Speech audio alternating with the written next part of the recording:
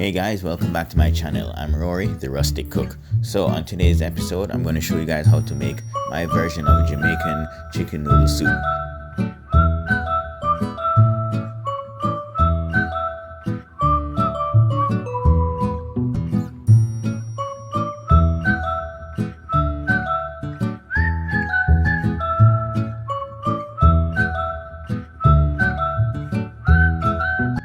Alright guys, so now we'll be making a chicken broth, or some people say a chicken stock. Chicken broth is more with chicken, where chicken stock is more of just the bones. And if you're making like what I'm making right now, chicken broth, I think you should use dark meat, and especially with bones, because it gives it more flavor, you know. So anyway, you choose whatever meat you want, but like I said, I like to use dark meat.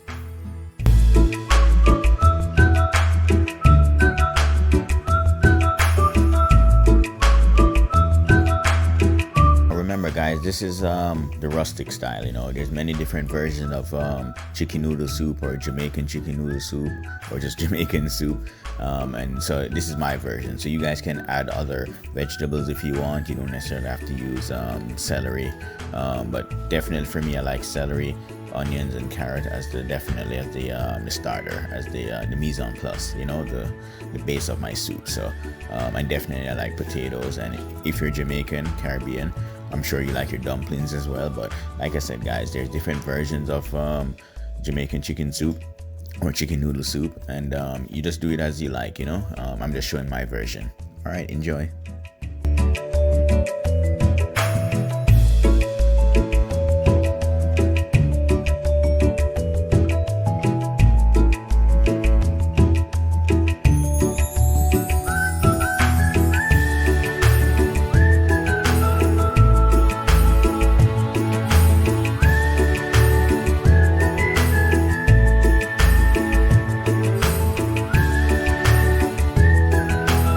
Guys, please remember to hit that like button, hit that subscribe button, and please share, tell your friends, tell everybody. Please, it would help to grow the channel. I really would appreciate it. Thank you guys.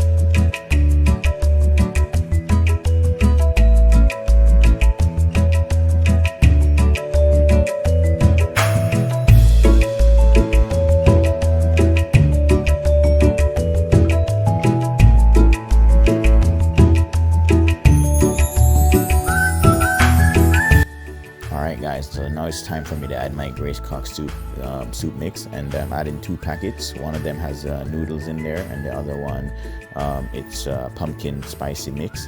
And I didn't really add much salt to my sauteed veggies or to even making my chicken broth, because when it comes to the braised cock soup mix, it already has enough salt in there, I find. So to each his own, but I don't really like to cook with too much salt.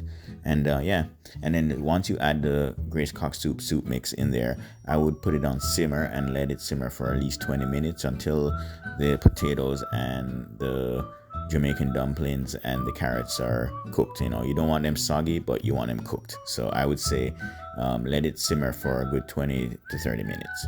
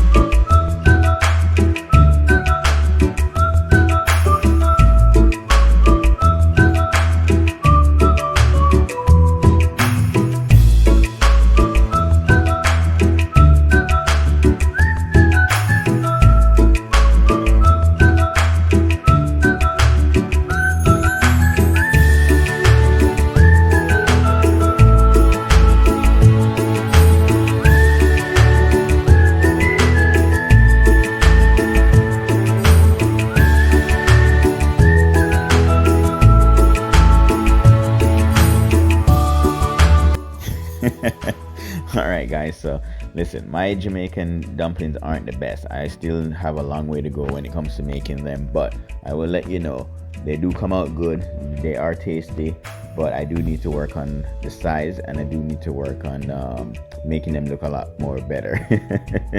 But nevertheless, they do taste good, they are fully cooked, and like I said, they don't take too long. They take like maybe I'd say 10 minutes max on simmer. So in total, you know, once you add your soup mix and you add your veggies and everything, you want to let that simmer for a good 20 to 30 minutes, and you're adding your dumplings at the end, and also with the flour it helps to thicken the soup, as well as with the potatoes. So you don't need to go and add any cornstarch or anything, any thickening agents to your soup. At least I don't. I like it the way it is, but yeah, I do need to work on my dumplings.